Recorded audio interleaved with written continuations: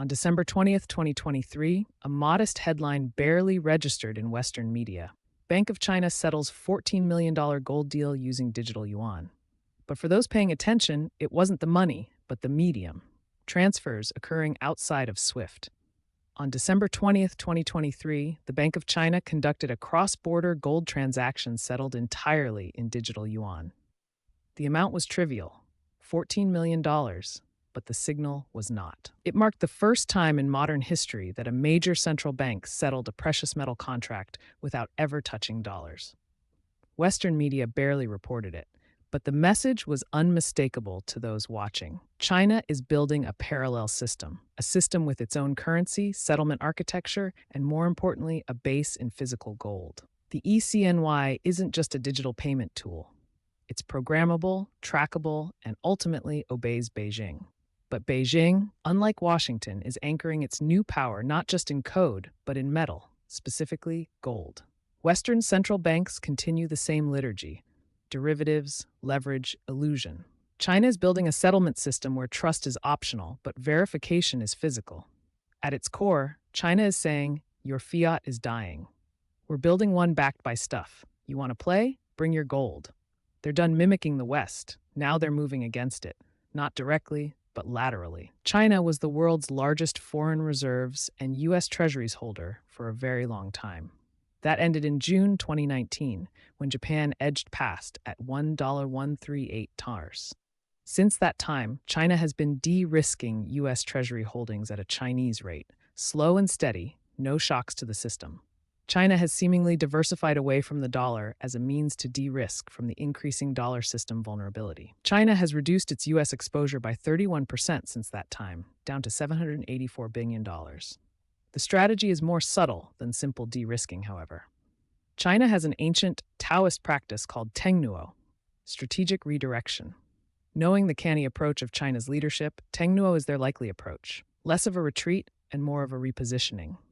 The move, although quite large, was done stealthily, with the average citizen never knowing. Neither China nor the U.S. have any interest in the general public knowing the situation.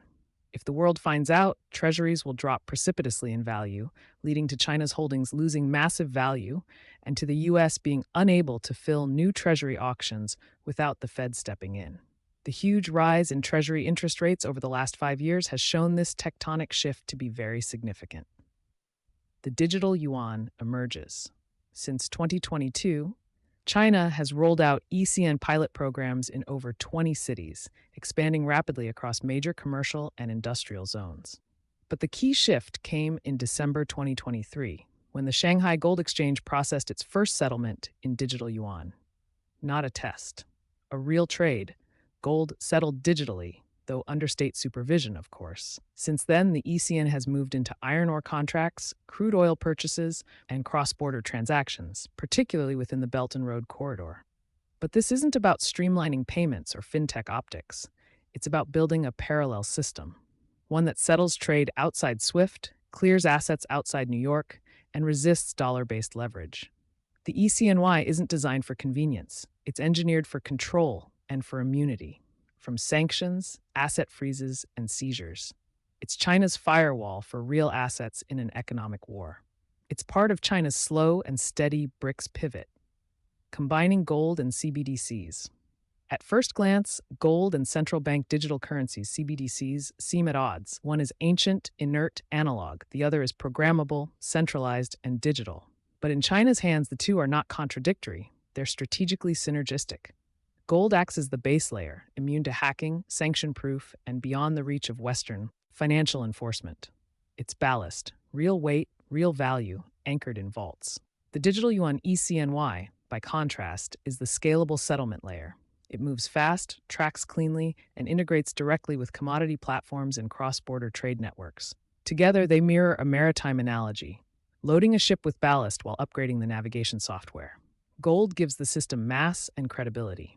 ECNY gives it precision, scalability, velocity, and reach. In a post-dollar settlement world, China isn't choosing between ancient and modern. It's using both, deliberately.